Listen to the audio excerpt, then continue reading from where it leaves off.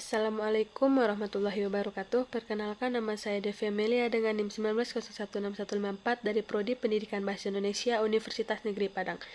Baiklah, di pertemuan ke-15 ini saya akan menjelaskan penjelasan dari materi yang berjudul konsep penyusunan program semester, program tahunan, dan rencana perencanaan pembelajaran atau RPP. Untuk memenuhi tugas mata kuliah perencanaan pembelajaran Bahasa Indonesia yang dibina oleh Ibu dosen Dr. Randa Ermawati Arif MPD, berikut penjelasannya. Baiklah, saya di sini akan menjelaskan materi dari konsep penyusunan program semester tahunan dan RPP atau rencana perencanaan pembelajaran. Baiklah, di materi pertama atau di penjelasan pertama yaitu tentang program semester atau PROMES. Program semester adalah program yang berisi garis-garis besar tentang hal-hal yang akan dicapai dalam satu semester. Program semester berisi rumusan pokok-pokok aktivitas guru dalam melakukan pembelajaran selama satu semester dengan mempertimbangkan alokasi waktu yang tersedia, jumlah kompetensi dasar, dan indikator. Program semester akan memudahkan guru dalam mengajarkan materi untuk dikuasai peserta didik dalam satu semester. Adapun komponen dari program semester yaitu yang pertama identitas yang meliputi satuan pendidikan, mata pelajaran, kelas, semester, dan tahun pelajaran. Dan yang kedua format isian yang meliputi materi, tema, subtema, alokasi waktu, dan bulan yang terinci per minggu.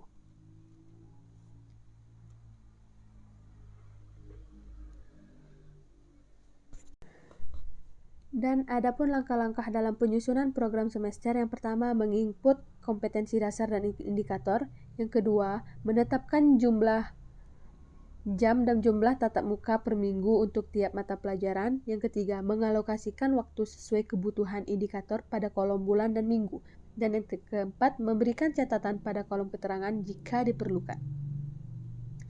Pada materi kedua ada program tahunan atau disebut dengan PROTA. Program tahunan adalah rencana penetapan alokasi waktu 1 tahun untuk mencapai tujuan pembelajaran atau kompetensi inti dan kompetensi dasar yang ditetapkan. Penetapan alokasi waktu dibutuhkan agar seluruh kompetensi dasar dapat dicapai dan dikuasai oleh peserta didik. Penentuan alokasi waktu ditentukan pada jumlah jam pelajaran sesuai struktur kurikulum yang berlaku dan juga keleluasaan materi yang harus dikuasai peserta didik. PROTA menjadi program umum untuk setiap mata pelajaran. PROTA berisi garis-garis besar yang hendak dicapai dalam 1 tahun dan dikembangkan oleh guru yang bersangkutan. PROTA menjadi pedoman bagi pengembangan program-program berikutnya seperti program semester, rencana mingguan, rencana harian, silabus, dan juga sistem penilaian pembelajaran. Komponen program tahunan meliputi identifikasi yang meliputi satuan pendidikan, mata pelajaran, dan tahun pelajaran, kompetensi inti, kompetensi dasar, alokasi waktu, dan keterangan. Adapun langkah-langkah penyusunan program tahunan, yang pertama mengidentifikasi jumlah kompetensi dasar dan indikator dalam 1 tahun. Yang kedua, mengidentifikasi keluasaan dan kedalaman kompetensi dasar dan indikator. Yang ketiga, melakukan pemetaan kompetensi dasar untuk setiap semester. Dan yang keempat, menentukan alokasi waktu setiap kompetensi dasar dengan memperhatikan minggu efektif. PROTA dan PROMES merupakan administrasi pembelajaran yang dijadikan sebagai pedoman dalam penyusunan administrasi berikutnya. Penyusunan silabus dan rencana pembelajaran atau RPP dikembangkan dengan pedoman pada PROTA dan PROMES. Dengan demikian, penyusunan PROTA dan PROMES harus benar-benar sesuai ketentuan yang ditetapkan agar dapat dijadikan sebagai dasar dalam pembuatan administrasi pembelajaran lainnya.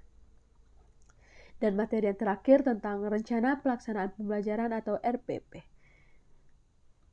Secara definisi, rencana pelaksanaan pembelajaran merupakan keseluruhan proses pemikiran dan penentuan semua aktivitas yang akan dilakukan pada masa kini dan masa yang akan datang dalam rangka mencapai tujuan dalam pembelajaran.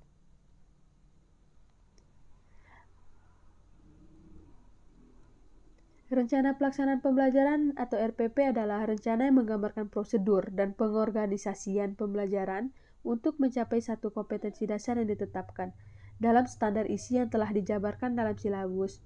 Ruang lingkup rencana pembelajaran paling luas mencakup satu kompetensi dasar yang terdiri atas satu atau beberapa indikator untuk satu kali pertemuan atau lebih.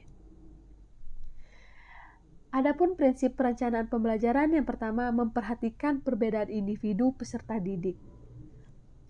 Dengan yang meliputi jenis kelamin, kemampuan awal yang dimiliki siswa, tingkat intelektual siswa, minat, motivasi siswa, bakat, dan lain-lainnya.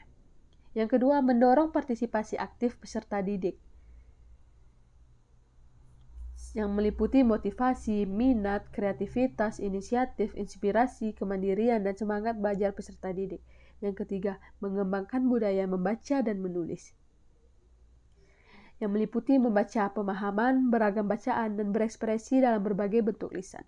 Yang keempat, memberikan umpan balik dan tindak lanjut. RPP memuat rancangan program pemberian umpan balik positif, penguatan, pengayaan, dan remedi. Yang kelima, keterkaitan dan keterpaduan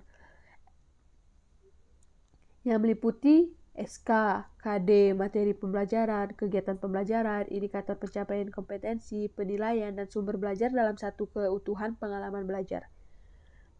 Dan yang keenam, menerapkan teknologi informasi dan komunikasi.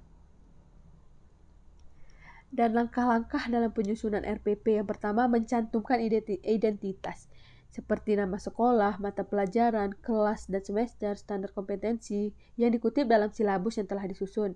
Yang kedua, mencantumkan indikator. Indikator dijabarkan sendiri oleh guru dari kompetensi dasar. Yang ketiga, mencantumkan tujuan pembelajaran. Dirumuskan dengan mengacu pada rumusan yang terdapat dalam indikator dalam bentuk pernyataan yang operasional. Yang keempat, mencantumkan materi pelajaran.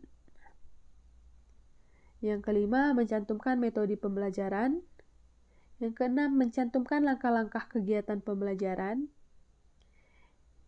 Yang ketujuh, mencantumkan sumber belajar. Yang kedelapan, mencantumkan penilaian.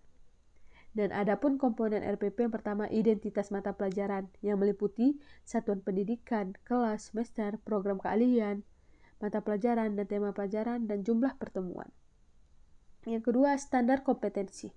Standar kompetensi merupakan kualifikasi kemampuan minimal peserta didik yang menggambarkan penguasaan, pengetahuan, sikap, dan keterampilan yang diharapkan dicapai pada setiap kelas dan atau setiap semester pada suatu mata pelajaran. Ketiga, kompetensi dasar.